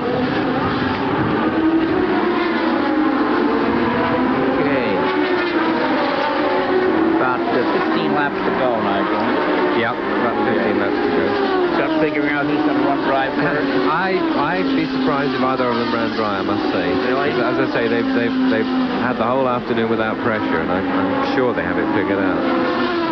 But if I was going to take a bet, I would certainly bet that Prost will not run out, because nobody figures it better. John Bizignano said that the computer man down there in the McLaren pit looked concerned. Derek Warwick being passed by leader Ayrton Senna. A little smoke out of one of the cars there. Senna's a very smooth chauffeur. It'd be interesting to see if McLaren should come to Indianapolis, whether Senna would come along with the team or they would use other drivers. We asked Ron Dennis that in Imola, and he said they'd use anybody that's capable of winning. He didn't care what country they came from, even from Timbuktu. Coming up on Piercarlo Cinzani in the Zach Speed, it's leader Ayrton Senna, smoothly driving that car using all the racetrack and perfectly behaving as they exit the hairpin. And around Cinzani now. Cinzani moves over and gives him plenty of room. Now you see my point, Chris, that when he's lapping people, when he's going through traffic, Senna is extremely assertive. He's on the limit the whole time. He doesn't hang back. And and usually that works for him. Prost says, yes, I was like that when I was 4 or 5 years younger. But now I think about the end of the race, I think about points. I don't take unnecessary chances. I love your command of the language now. Extremely assertive. That's great. I've never heard that phrase. See, very aggressive. Extremely assertive, and that he is. Okay, he move out to set up for the corner in front of Derek Warwick. And Warwick, whatever aches and pains he had this morning are going to get worked out, if that helps at all. We recommended some liniment to him before the race got underway. There's a close-up of Alain Prost flying second now. The interesting question that Prost will have put to him when it's all over is why it was he let Senna by on that 19th lap. I'm quite certain because of what his gauge was telling him, and certainly the message his gauge was giving him this morning in the warm-up he didn't like particularly. So I wonder if the problem is still there, that his consumption is slightly higher than Senna's, and he's had to drive a more conservative race. Well, now Senna has just set the fastest lap of the race on his 53rd trip around, 1:24.973, and it's really not by much. No. It's a 1:25.0 if you remember, so that's just it does seem to tenth of a second. It does seem to indicate, though, Chris, that Senna doesn't believe he has any fuel problem at all, or he wouldn't even be going as quickly as that. There's still 3 seconds of his pole time. Yeah, that's right. Relatively, it's not. Look at the people there, Nigel. They're filling up the grandstands around this beautiful racetrack. One of the nice things about this circuit that very few other circuits have to offer, perhaps no other circuit, Argentina, is that you can get here by subway. The Montreal subway system lets the people ride the subway right to the track. In fact, it's the dirt from the tunnels that the subway runs through that the track is made upon. I came in by subway this morning, Chris. Did you? At 8 o'clock, and it was perfect. No problems at all. You're a commuter. What did it cost? $1. Canadian dollar. Canadian dollar. About 82 cents U.S. Yes. There's Jerry Bootson circling around there. If somebody were to ask you, what color that car was, quickly, what would you say? Multi-colored machine, right. It's when they launched the car at the beginning of the year, they invited the journalists and photographers to throw pots of paint around. We were all given overalls to wear, and it just looks as though it's sort of landed on the car. Okay, and here's while the race is on, some of the people in the lake and the infield are driving around oblivious of the competition. We'll be back.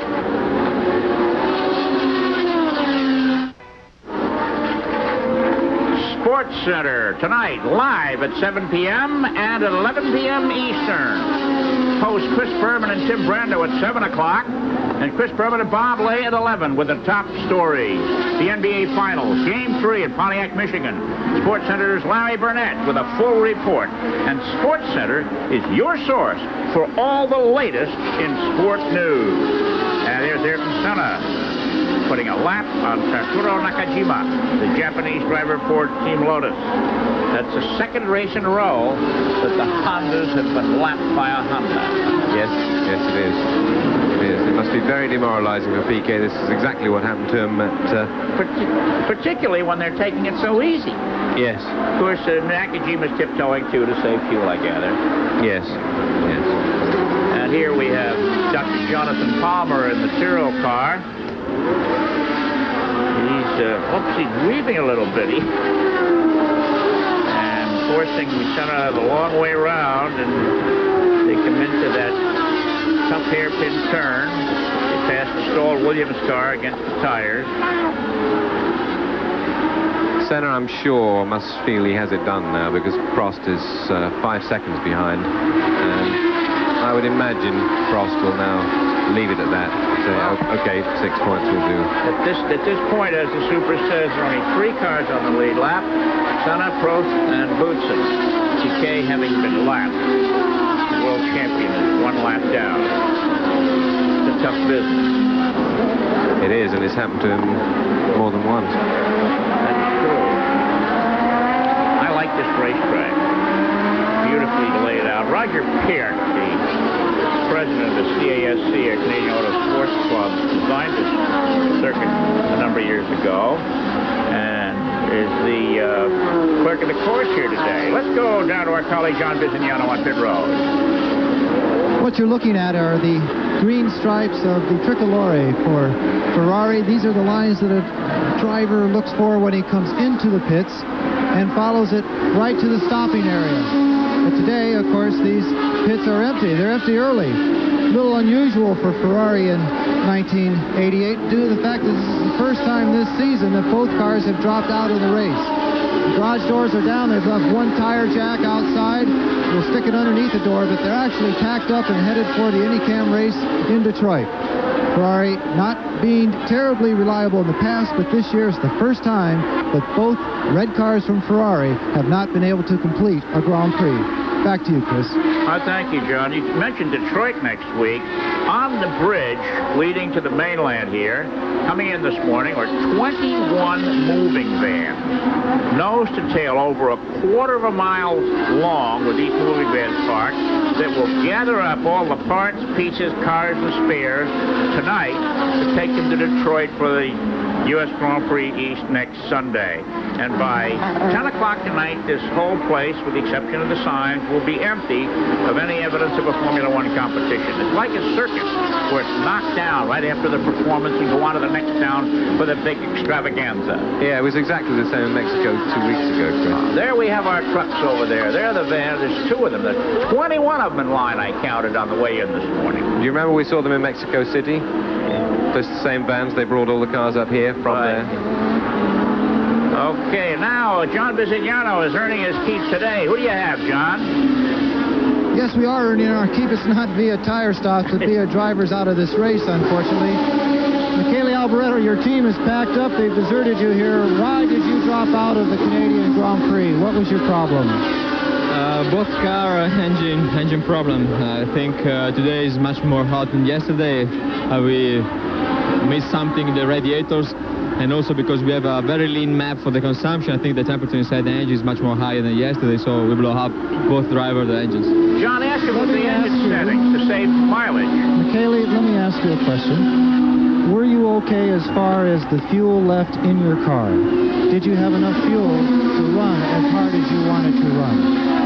Running like I was around 27, 26.5 was the right rhythm to finish the race and to save a little bit fuel to try to catch the Benetton at the end of the race.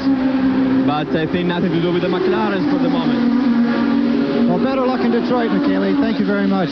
Back to you, Chris. Okay, thank you, John. You know, some of these engines settings, I guess, are extreme lean edge to save gas, and I guess it's backfired in some instances here. That's a possibility there. In the meantime, Ayrton Senna is now 7 seconds ahead of Alain Prost. And I guess Prost must feel that he really has got to conserve to get to the checkered flag. Yes, I think Prost is a wise man, Chris, and 6 points is not a disaster. He has a considerable lead, an 18-point lead over Senna in the World Championship, and he can afford to drop 3 to him today. Well, you know, the winner of a Grand Prix race gets 9 points towards the championship. Second place, 6. Third, 4. Fourth, 3. Then it's 2 and 1 point. Only the top 6 finishers gain points. And you get that 6 points whether you're 1 second behind or 20 seconds behind, as long as you're in second place. And there's the signal to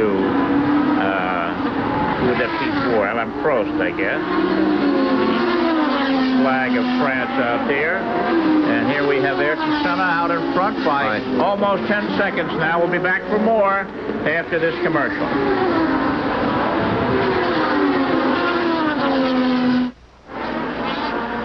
Our next Formula One coverage will emanate from the south of France. Round 6 in the World Driving Championship.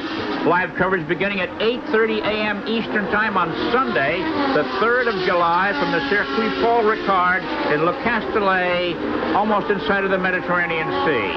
This race kicks off ESPN's second Race Day America. Also include highlights and updates of the big weekend in motorsport. ESPN will televise all the remaining stops on the Formula One Tour. And there's a long look at the button hook, turns 1 and 2 for the Circuit Gilles Villeneuve here.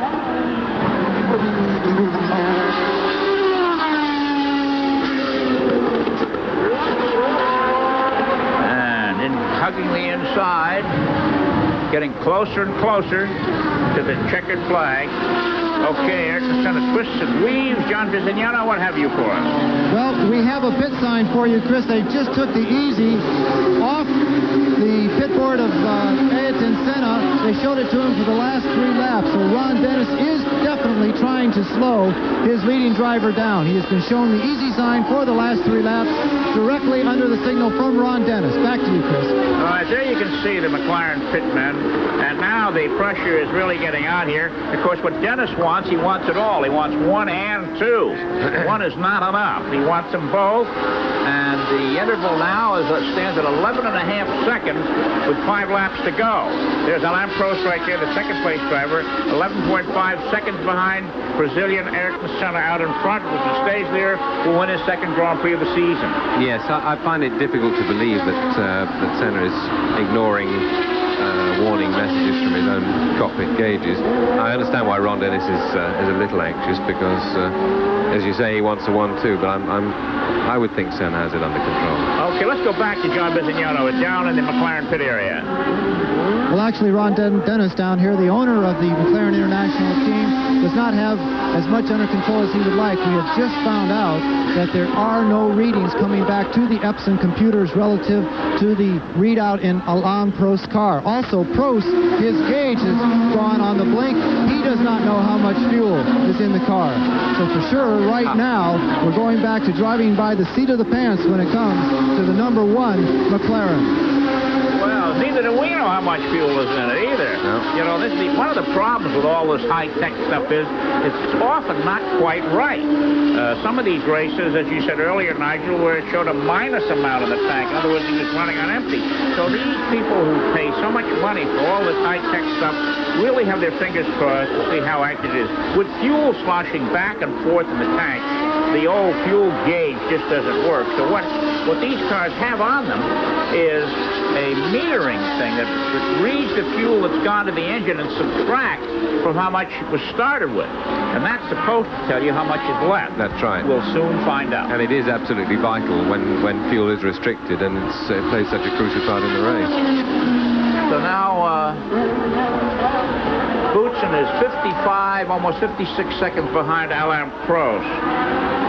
So these 2 McLarens, despite their conservative drivers, have just overwhelmed the field once again. As we said at the top of the show, never before in the history of motorsport, even the days of Mercedes-Benz dominance, has such clear-cut superiority been shown by a single-make automobile. No.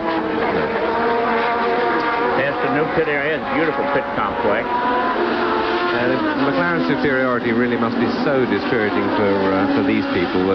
Anybody with a Lotus, I mean, they have a Honda engine, they have Goodyear tires, they have the world champion, and they're lapped. It must be, they really must be wondering what is going on. The like everyone else. Motorsporting outlook, race driving outlook in the United States has been, well, if he can do it, I can do it. And this is going to bother somebody when they can't. And here's Ayrton Senna, the leader. Still almost 12 seconds ahead now of Alain Prost. And somebody's smoking his way down the track right opposite the pit. That's Scinzani's Zach speed. Piercarlo Scinzani smokes his way off the track on the grass, not far from our announce booth. And one less car on the racetrack. And through the smoke and fire, here comes Ayrton Senna with 2 circuits of the track to go.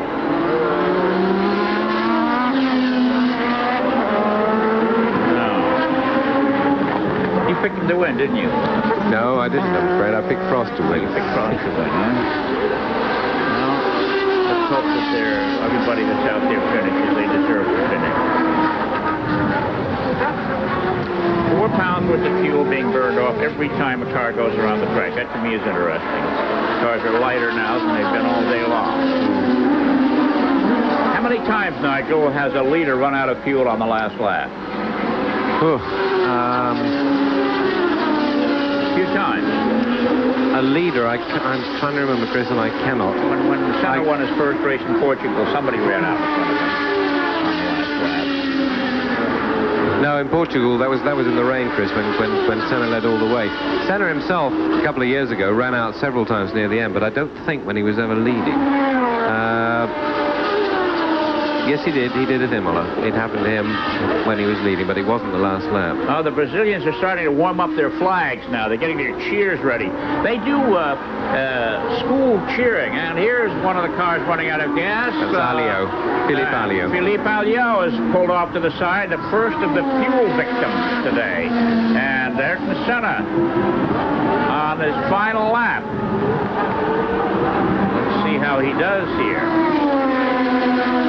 They don't have the white flag signifying one lap to go in international racing. It means something else. The drivers are not given any formal signal that they're entering their last lap. And we'll see our Brazilian friends with their flags start to give a big cheer here. About 2 miles to go for victory in the Canadian Grand Prix for Ayrton Senna.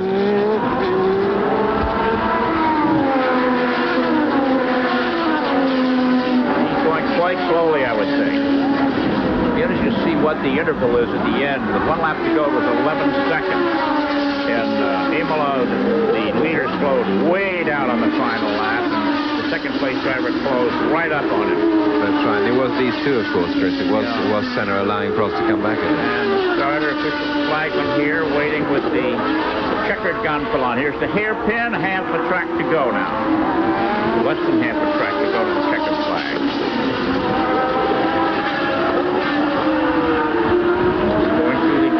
Patiently.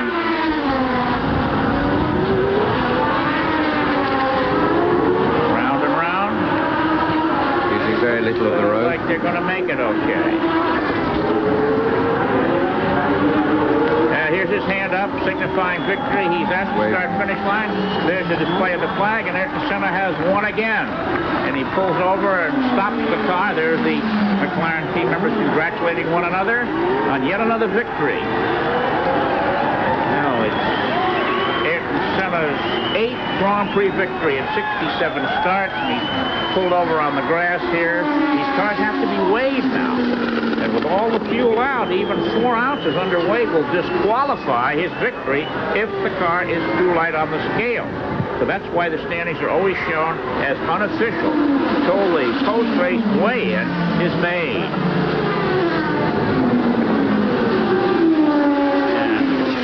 Off the arrows, number 17, Derek Warwick, pulling over quickly after taking the checkered flag.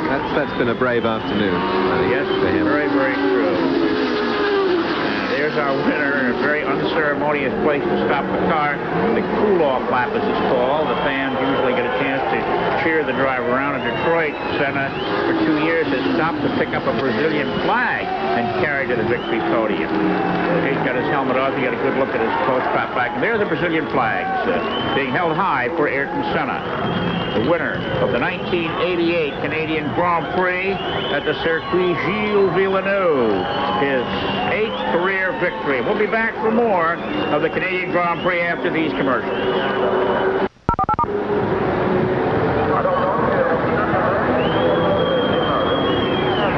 Winners, Ayrton Senna walking down in this coterie of photographers in the Brazil sound up there. It's a happy day for the Brazilians. You know, Canada is quite a mix of ethnic groups. There are many South Americans living here in Montreal as well as Toronto, and you find many more supporters of Latino drivers than you would find in practically any United States city except Los Angeles or New York. Derek Warwick limping by our announce booth here. How about this? The Marge giving a rider Capelli bringing De Cesaris back, Chris. Yes. And De Cesaris, I think, must have... And right in front of our announce booth, cars are being pushed back into the pit area here. So the finish was Ayrton Senna, Alain Prost, Terry Boutsen was 3rd, Nelson Piquet 4th, Ivan Capelli 5th, and Jonathan Palmer 6th. And let's get down to John Bizignano on pit road. Thank you, Chris. We're with the man who has engineered the rebirth of the McLaren spirit and team into McLaren International, Ron Dennis. What does it feel like to totally dominate the F1 world, Ron Dennis? well, we won the first 5 races, but there's another 11 to go. So I think domination's a pretty big word. It's the only word that can be described for your organization, Ron. I mean, the first 5 races, dominating last season also. How'd you put it together? It's just a team, top to bottom. I mean, it'd be very wrong of me to take the credit from you know, a good design group and a good team of guys. And we all come to every race and try and win it. And when we're successful, I think it's only fair that everybody gets the credit because it's very much a team. Your team is some 160 people strong now in the factory. Ferrari was criticized for having too many people, not being able to react quick enough for decisions that needed to be made. Are you finding that a problem from your 90-day personnel group? No, it's the main reason we're at such a high staff level at the moment is because we're heavily into 1989 and the normally aspirated program. We hope to announce that car in the next few weeks. And, you know, it just takes a lot of people to run two intense programs. RD, congratulations. Best of luck in Detroit. Thank you very much. Back to you, Chris. A very happy Ron Dennis. And Ayrton Senna bows his head as the Hino Nacional, the Brazilian national anthem, is played. On his left, in the dark blue coveralls, third place Terry Boutsen of Belgium. And on his right, the Professor Alain Prost of France, a 31-time winner, a 2-time world driving champion. And there he is holding the trophy for the Grand Prix Molson of Canada high above his head. Now let's talk about who was the picker. Nigel Roebuck, you picked Prost, Boutsen, Senna, Alberto, Streff, and Palmer for a total of 20 points. 4 of your picks finished in the points. Not bad. John Bizignano, you picked Senna to win, and he won. But none of your other picks scored, so you have 9 points. And old Chris Economaki here picked Nani to win. I picked Boutsen, he got 4, Prost 6. I wound up with 11 points with Palmer in there for 5th place. So, Nigel Roebuck, the new man on the team, you get first prize. Nigel, you can buy the drinks tonight. Well, thank you, Christopher. Okay, our pick 6 here. And there are the drivers with the champagne. Now, look at that. Alain Prost is getting a shampoo from winner Ayrton Senna. Now, this... such a waste of good champagne there. Fine imported Moet de Chandon champagne. Well, the drivers are... suddenly they become children again. Well, they don't drink it, Chris. That's the problem. I think they don't, because they don't drink anything. They feel free to waste it, and they don't realize how much other people might appreciate it.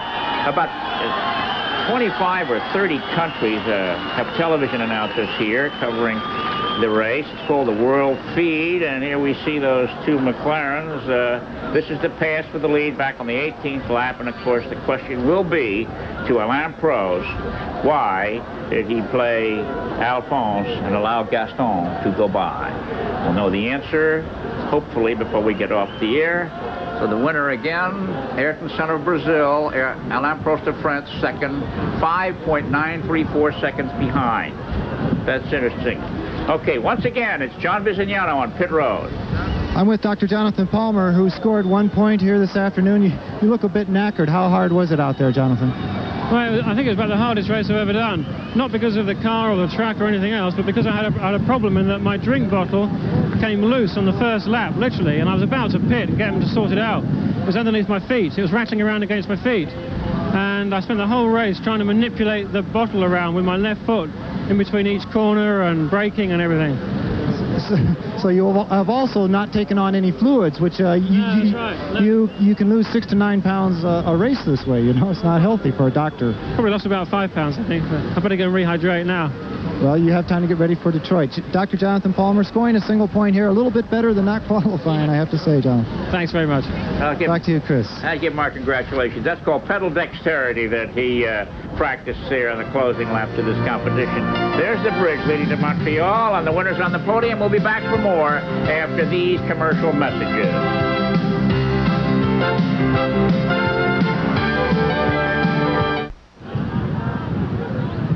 Okay, so Ayrton Senna of Brazil adds his name to victors of the Canadian Grand Prix. Nelson Piquet has won twice here in Brabham. René Arnoux won in 1983, Michele Alberto in 85, and Nigel Mansell Williams in 86. The last race. But let's go down now to John Bizignano on pit road. Derek, unofficially, we have you finished as 7th. It must have been the hardest 7th place finish you've ever had. Yeah, I just hurt so badly out there in my chest and in my neck. But it's nice to just finish, I suppose. You're also limping a bit, Derek. What's the problem down there on the leg, the ankle? Leg is okay. I mean, my leg just went dead during the race. But the worst thing is I couldn't breathe, and my neck was hurting quite badly. I just feel a bit sick, that's all.